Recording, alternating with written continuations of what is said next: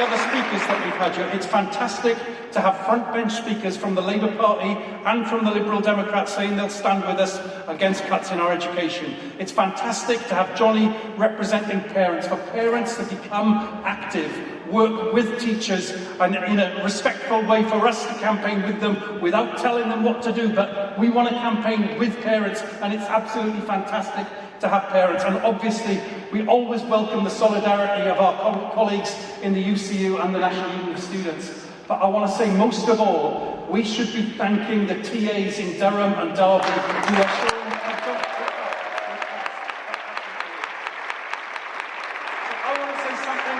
government's wrong priorities, the two cons they are trying to pull on funding, and then something about the campaign going forward. They completely are on the wrong priority. First of all, legislating for every school to become an academy. Now the obsession about grammar schools, totally missing the real crisis in our schools. The workload crisis that is leading to the teacher recruitment and retention crisis. Grammar school solves none of that. The crisis in primary schools over assessment, the crazy assessment that we forced children through last year and that we should not force them through next year. I'm very pleased that my union, that our union, the National Union of Teachers, along with other organisations, including Rescue Our Schools, the parents' organisation, and Let Our Kids Be Kids, we've launched a coalition called More Than a Score. I hope you've seen the launch video from that for a week ago, because we think that's a real priority, getting rid of the crazy assessment. But the government's main priority, the thing that should really be addressing, is the funding crisis facing every part of education.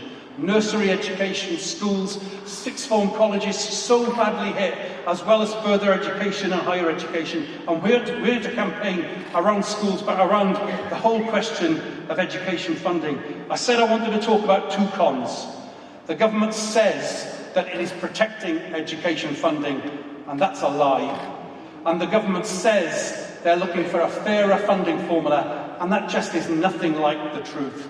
So on those two cons, they say they're spending £40 billion on education, and that's the highest amount ever. But if there are more kids in our system, then that doesn't tell you whether there's enough money. And what we know is that they are freezing the cash per pupil they give to schools.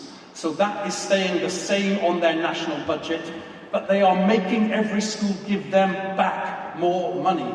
So school governing bodies have to pay extra for your national insurance for teachers and support staff. And that money goes back to the Treasury. So they freeze the money they give to schools, but they make schools pay them back more for national insurance. They make schools pay back more on pension contributions for teachers. They're even going to impose an apprenticeship levy on schools for another 0.5% with no money coming in for it.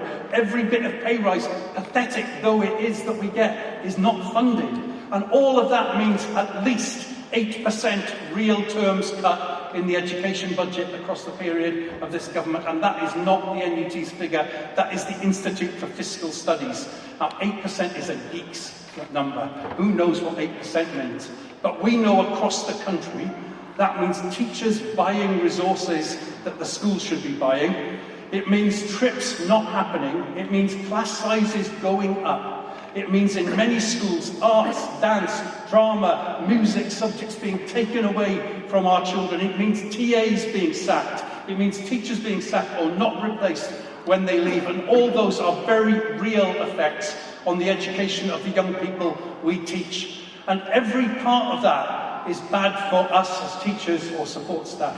But every bit of it is worse for the child. It's terrible for a teacher if class size goes up. But for a child who's getting less individual attention in a more crowded classroom, that's worse for them. It's clearly bad for an art teacher if they will not support them. It is possible to build a campaign.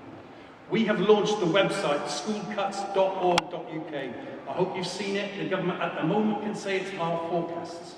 We will know probably next week. The autumn statement is on autumn the 23rd. We're expecting a bit, we might be disappointed even on this, we're expecting a bit of bullshit from them, where they say we'll put in 300 million, 400 million extra. But we will be getting the figures out about the truth of what that means in schools. And we think that we will then have the government's figures on our schoolcuts.org.uk website, and we will be able to say to parents, this is what these cuts mean for your child's school, and then we can mobilise with them. The last time we had cuts on this scale in the late 1990s, before the 1997 election, a campaign developed spontaneously, not from the trades unions, called Fight Against Cuts in Education. Parents started this in Warwickshire and Oxfordshire, and they got head teachers on board, and they had national demonstrations. They had a very big political presence, and we think that was why Tony Blair said education, education, education in the run-up to the 97 election. The tumult around education cuts then was a very big political part of the discourse that was going on, and we can make education cuts the same thing again now. So when we see those figures, we must not be quiet about them. Every head teacher has this temptation to say, let's not talk about the problem in our school because we'll make the other schools look better. We are going to put the cuts up for every school in public. We must not be quiet. We have to shout out. We have to have meetings of parents in every school that we can organise, and we have to collect petitions. And parents will sign petitions in the playground about these cuts that are happening. We should be looking for meetings that happen in schools. On a local level, we should be having street stalls, we should be having demonstrations outside the town hall, not against the council, but demonstrations in support of education, where we are aiming to rally parents, school students, governors, along with teachers, against the cuts that this government is trying to impose on our young people's education. We build to national demonstrations arising from that. We build more and more, and who knows where we get to in that campaign. But we cannot let them destroy our children's education in this way. This is a starting point. There are going to be demonstrations that we're organising with others around the country. This is a starting point. We're not stopping, and we can beat them on this question of school cuts. Thank you very much.